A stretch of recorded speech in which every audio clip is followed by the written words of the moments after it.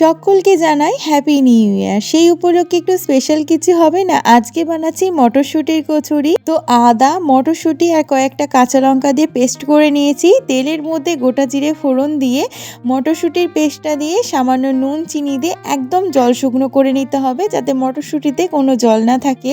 আর এদিকে ময়দাটা মেখে নিচ্ছি। একটু রিফাইন তেল, নুন, চিনি আর জোয়ান দিয়েছি। খুব ভালো করে মেখে নিয়ে এখন গায়েতে তেল মাখিয়ে একটুখানি রেস্টে রেখে দিলাম।